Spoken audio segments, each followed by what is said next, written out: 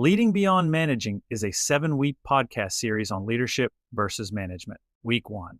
Leadership versus management. There is a sentence that sounds simple until you start living it. You can manage work, but you have to lead people. Most organizations blur those two words together. Somebody gets promoted, receives a title, inherits a team, and suddenly everyone calls them a leader. But a title can make you responsible. It cannot make people trust you. A title can give you authority over a schedule, a budget, or a set of expectations. It cannot automatically give you influence. That is where the difference between leadership and management starts to matter. Not because one is noble and the other is boring. Not because leaders dream and managers merely count things. That is too easy, and honestly, it is not very helpful. The real difference matters because teams need both. They need order and they need direction. They need someone to make the work clear, and they need someone to make the purpose clear. The useful distinction management is the work of bringing order to complexity. It asks, what has to happen? Who owns it? What is the deadline? What resources are available? How will we know it is done well?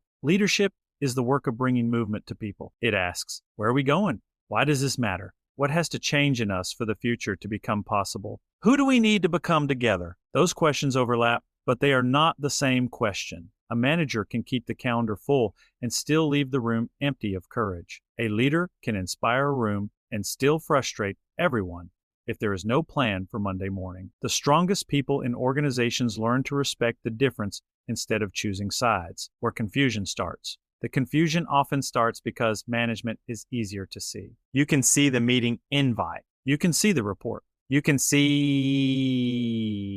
the checklist, the dashboard, the policy, the performance review, the budget, the operational rhythm. Leadership is harder to measure in the moment. You may not see trust forming. You may not see confidence returning to a discouraged team. You may not see someone deciding to take ownership because they finally believe their contribution matters. But you will see the absence of leadership. You see it when people comply but do not commit. You see it when the work is technically organized but emotionally lifeless. You see it when every decision has to climb the chain because nobody feels trusted enough to move.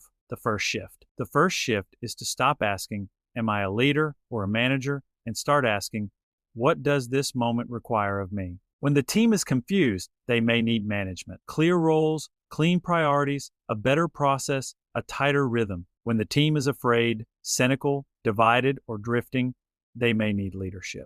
Honesty, vision, courage, and a reason to engage again. The problem comes when we use the wrong tool for the moment. We try to manage fear with another spreadsheet. We try to lead a missed deadline with a speech. We answer a trust problem with a new rule. We answer a systems problem with a bigger vision, and then we wonder why the team still feels stuck. A picture from real life. Think about a team that is preparing for an important launch. The manager in the room is thinking about sequence. What has to be finished before the launch? Which person owns each piece? What risks are still unresolved? What needs to be documented so the team does not depend on memory and adrenaline? That management work is not cold. It is caring in a very practical form. It prevents confusion from becoming conflict. It keeps talented people from wasting energy because no one clarified the next step.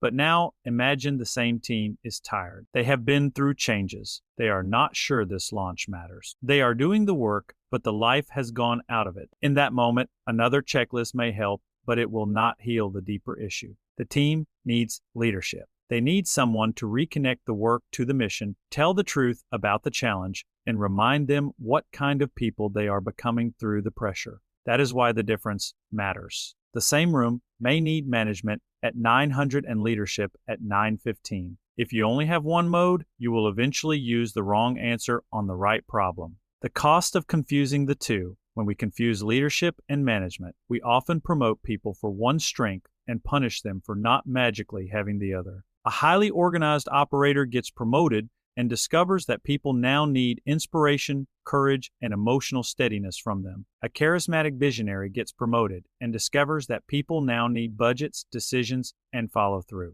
Neither person is wrong for having a strength. The danger is pretending the strength is the whole job. A manager who never learns leadership may become efficient but small. The work gets done, but people do not grow. The system runs, but the culture thins out. A leader who never learns management may become inspiring but exhausting. The future sounds beautiful, but the present feels chaotic. This is why the mature question is not, which one am I? The mature question is, which capacity do I need to develop so the people entrusted to me are not limited by my preference? A practice for the week before you walk into your next meeting. Write 2 words at the top of your notes: order and movement. Under order, ask what needs to be clarified, organized, assigned, simplified, or measured. Under movement, ask what needs courage, belief, alignment, ownership, or trust. That small practice will slow down your automatic response. It will help you notice whether you are about to manage a leadership problem or lead around a management problem. And the more you practice that distinction, the more useful you become. A leadership audit. Here is a practical audit for the week. Look at the last problem that frustrated you. Was it actually a management problem, or was it a leadership problem? If the problem was missed deadlines, unclear roles, duplicated work, or decisions that never landed, management may be the honest need. The loving thing may be a clearer process, a better meeting rhythm, or a stronger standard. If the problem was low trust, quiet resistance, lack of courage, or people doing the minimum, leadership may be the honest need. The loving thing may be a clearer vision,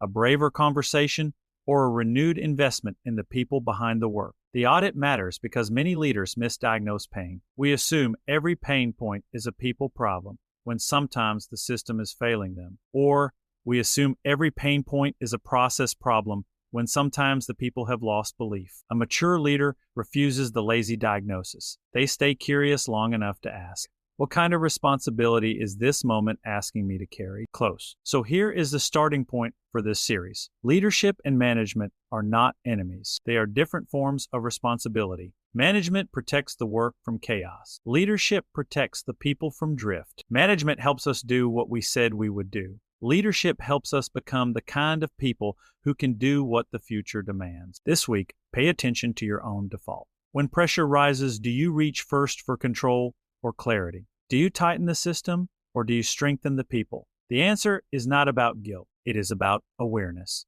Because once you can name the difference, you can start choosing the right response. To go deeper, visit southonleadership.com and follow along on all our social media for books, courses, and more leadership resources.